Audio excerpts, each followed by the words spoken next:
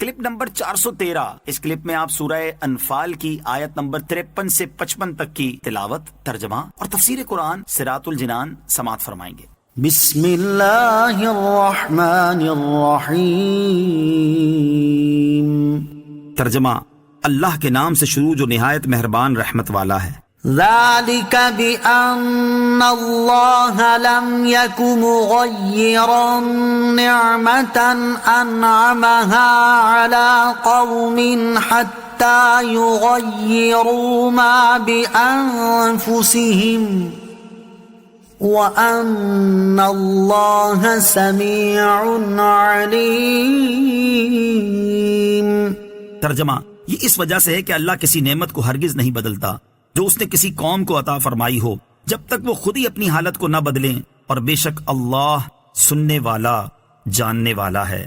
ذالک، یہ یعنی کافروں کو عذاب دینے کا سبب یہ ہے کہ اللہ تعالیٰ نے کسی قوم کو جو نعمت عطا فرمائی ہے اسے ہرگز نہیں بدلتا جب تک وہ خود ہی اپنی حالت کو نہ بدلیں اور زیادہ بدتر حال میں مبتلا نہ ہوں۔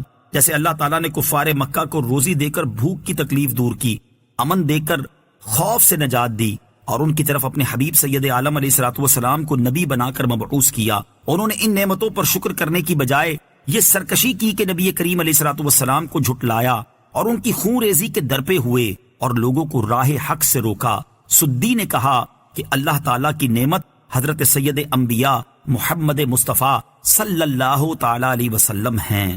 قوموں کے عروج و زوال سے متعلق قانون الہی۔ قدرت کا یہ قانون ہے کہ کسی قوم کو نعمت دے کر اس وقت تک اس نعمت کو عذاب سے تبدیل نہیں کیا جاتا جب تک وہ قوم خود اپنی بدعمالیوں کی وجہ سے اپنے آپ کو اس نعمت کا نااہل ثابت نہیں کرتی۔ گزری ہوئی اور موجودہ قوموں کے عروج و زوال کے لیے یہی اٹل قانون ہے کہ نعمت کا شکر اور حق ادا کرنے پر نعمت بڑھ جاتی ہے اور ناشکری کرنے پر سزا دی جاتی ہے۔ یہاں یہ بات یاد رہے کہ قدرت کا یہ قانون صرف کافر قوموں کے ساتھ ہی خاص نہیں، بلکہ مسلمان بھی اگر اسی روش پر چلیں تو اللہ تعالیٰ ان سے بھی اپنی دی ہوئی نعمتیں واپس لے لیتا ہے اور انہیں بھی ذلت و رسوائی کا سامنا کرنا پڑ جاتا ہے۔ جیسا کہ مسلمانوں کے عروج و زوال کے اسباب کی معرفت رکھنے والے بخوبی جانتے ہیں کہ جب تک مسلمان اللہ تعالیٰ کی دی ہوئی نعمتوں کا شکر اور ان کا حق ادا کرتے رہے تب تک عروج کی ان منازل پر فائز رہے کہ دنیا کی بڑی بڑی سپر پاورز ان کے زیر نگی رہیں، اور کفار مسلمانوں کا نام سن کر لرزتے رہے، اور جب سے مسلمانوں نے نعمت کے شکر اور اس کے حق کی ادائیگی سے منہ موڑا تب سے ان کی طاقت اور کافروں پر تسلط ختم ہونا شروع ہو گیا۔ اور آج مسلمانوں کا دنیا بھر میں حال یہ ہے کہ کافر انہیں برے سے برے نام سے یاد کرتے ہیں، اور دنیا میں شاید ہی کوئی ایسا مسلم ملک ہو جو کافروں کا دستے نگر نہ ہو۔ كدأب آل فرعون والذين من قبلهم كذبوا بآيات ربهم فأهلكناهم بذنوبهم وأغرقنا آل فرعون وَكُلٌّ كَانُوا ظَالِمِينَ۔ ترجمہ، جیسا فرعونیوں اور ان سے پہلوں کا طریقہ، انہوں نے اپنے رب کی آیتوں کو جھٹلایا تو ہم نے انہیں ان کے گناہوں کے سبب ہلاک کر دیا، اور ہم نے فرعونیوں کو غرق کر دیا اور وہ سب ظالم تھے۔ وَالَّذِينَ مِن قَبْلِهِمْ، اور ان سے پہلوں کا طریقہ یعنی جو کفار مکہ بدر میں قتل ہوئے ان کا اپنے اوپر اللہ تعالیٰ کی طرف سے کی گئی نعمت کو بدلنا ویسا ہی ہے جیسا فرعونیوں اور ان سے پہلوں کا طریقہ تھا۔ انہوں نے اپنے رب عز و جل کی آیتوں کو جھٹلایا تو ہم نے ان کے گناہوں کے سبب بعض کو زلزلے سے ہلاک کر دیا، بعض کو زمین میں دھسا دیا، بعض پر پتھروں کی بارش برسائی، بعض کو تیز آندھی سے اور بعض کو شکلیں بگاڑ کر ہلاک کر دیا، جبکہ فرعونیوں کو غرق کر دیا۔ اسی طرح ہم نے کفار قریش کو تلوار سے ہلاک کر دیا۔ مردودوں اور مقبولوں کے واقعات پڑھنے کی ترغیب۔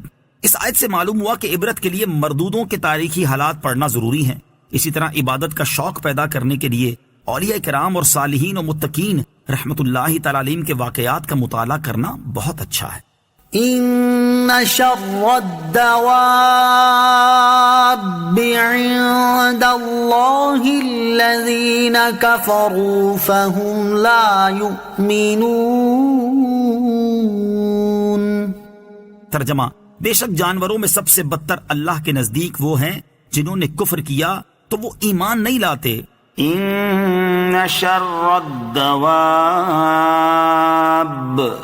بے شک جانوروں میں سب سے بدتر، یعنی اللہ تعالیٰ کے علم اور اس کے فیصلے میں جانوروں سے بھی بدتر وہ لوگ ہیں کہ جو اپنے کفر پر سختی سے قائم ہیں، کسی صورت کفر چھوڑنے پر تیار نہیں، اور جب بھی ان سے عہد کیا جائے تو وہ عہد توڑ دیتے ہیں۔